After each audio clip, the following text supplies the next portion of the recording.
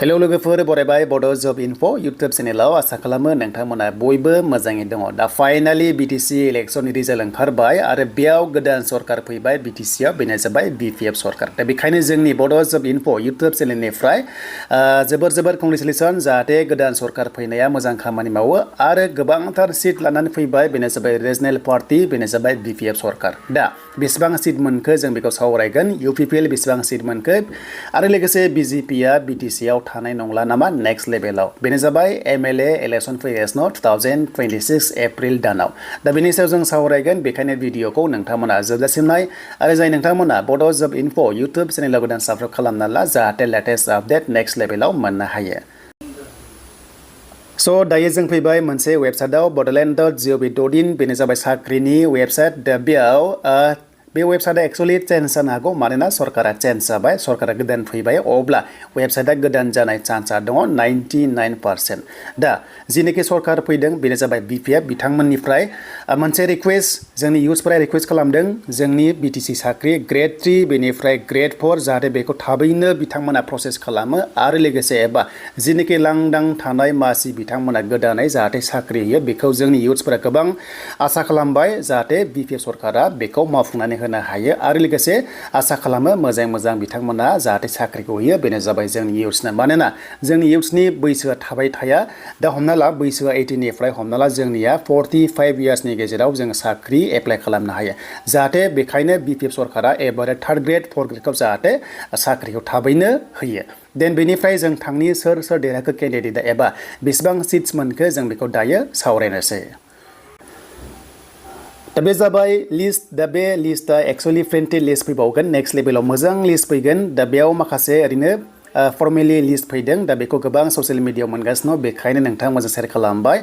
दा जोंनियाव BTC आव टटेल सिटआ दङमोन 40 सिट दङमोन MCLA आव अके बा टटेल MCLA लाथारोबा जोंहा 46 जन थायो। नैबे 6 खौहाय जोंहा नमिनेट खालामनाय जायो गभर्नर लेभेलनिफ्राय। दा गासै इलेक्शना जोंहा सिटआ जाबाय 40 सिटआव इलेक्शन गेलेदोंमोन। बिनि गेजेराव BPF आ मेक्सिमाम सिट मोनदों बेनो जाबाय लार्जेस्ट सिट्स मेजरिटि मोननानै गोदान सरकार दाबाय एबा सरकार दानो थांगासिनो दङ बेनो जाबाय BTC आव BPF सरकार फैबाय। देन बेनिफ्राय बेसेबां सिट मोनखो बे 40नि गेजेराव बेसेबां सिट मोनखो होनोबा दा जोंनि जेनुइनलि एबा जिनोखि सर्सआव मोननाया दा नेक्स्ट लेभेलाव आरोबाव लिस्ट फैगोन लिस्ट मथे फैगोन नाथाय जोङो जिनोखि रिपर्ट मोनदों बेखौ जोङो नायोब्ला 28 सिटआ BPF पार्टिया मेक्सिमाम हमना ला बेखौहाय माने मोनदों होननानै जोङो रिपर्टखौ मोननाय जादों अके बेनो जाबाय 28 सिट अके। देन बेनिफ्राय BJP आ बेसेबां मोनखो आरो UPPL आ बेसेबां मोनखो। दा UPPL अके स' UPPL हमना ला बेसेबां सिट मोनखो जिनोखि एलायन्स सरकार सालायदोंमोन बेनो जाबाय BJP जों एलायन्स सरकाराव दङमोन। थांनाय बाराव UPPL आ मोनदोंमोन 2 सिट मोनदोंमोन जानांगौ। दा देग्लाय बेसेबां मोनखो दा रिपर्टआव मोननाय बादिबा अनलि 7 सिट मोनदों बेखौ जों रिपर्टआव मोनदों। दा जियानो जा रिपर्ट मथे बुंदों नेक्स्ट लेभेलाव गोदान रिपर्ट फैयोबा नोंथांमोना मोनफिनगोन। देन बेनिफ्राय BJP आ अनलि 5 मोनदों। देन बेनिफ्राय जों मिथिबाय जे ओरैबादि चेन्ज जादों ओरैबादि चेन्ज जाबाय। देन आंनिया हमना ला डिस्ट्रिक्टआ अदालगुरि अके स' अदालगुरियाव गासै 10 सिट दङ। बिनि गेजेराव प्रिभियास रिजाल्टखौ नायोबा थांनाय बाराव बेनो जाबाय BPF आ अनलि 1 सिट मोनदोंमोन। देग्लाय ओरैबादि चेन्ज जादों एकदम चेन्ज जादों अनलि 1 UPPL आ सिट मोनदों अके स' बेनो जाबाय अनलि 1 आरो बेखौ सोर मोनदों होनोबा अनलि 1 खौ सोर मोनदों बेनो जाबाय जिनोखि EM दङमोन अके EM दंमोन बेरगाव समिति बेनो जाबाय दावबायसा बर' बिथाङा देरहादों।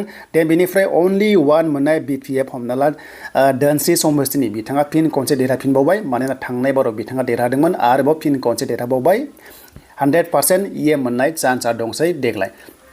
देन बेनिफ्राय टटेल सिटआ जोंनि उदालगुरियाव 10 सिट दङ बेनि गेजेराव BPF मोनदों बेनो जाबाय 7 सिट मोनदों। बेनिफ्राय UPPL आ मोनदों 1 सिट बेनिफ्राय BJP मोनदों 2 सिट अके।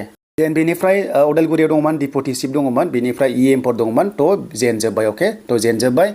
देन बेनिफ्राय दायो डिपुटि चिफआ सोर मोनगोन नेक्स्ट लेभेलाव उदालगुरियाव फैनाय चान्सआ दं आरोबाव फिन खनसेबाव। दा बेखौ सोर मोनगोन नोंथांमोना कमेन्ट सेक्सनाव लिरबानो जाबाय। दानिया थ' बे प्रिन्टेड लिस्टखौहाय नेक्स्ट लेभेलाव नोंथांमोना मोनबावगोन। दा जियानो जा मेक्सिमाम सिट आरो अपेन दा बेनो जाबाय दासिमनि आपडेट आरो नेक्स्टआव केन्डिडेट वाइसआव बेसेबां भटआव देरहादों बेसेबां मार्जिनाव देरहादों बेनि सायाव लिस्ट फैगोन दा बेखायनो नेक्स्टआव रिपर्ट मथे फैफिनबावगोन दा जेनाखि बेखिनिखौ लाग्रोदो आरो जुदि गोरोन्थि जादोंबा जाहाथे निमाहा होयो गासै 28 सिट्स मोनदों बेबादि रिपर्टआव फैदों BPF नि एन्ड BJP 5 10 बेनिफ्राय UPPL 7 दा बेनो दानि लेटेस्ट आपडेट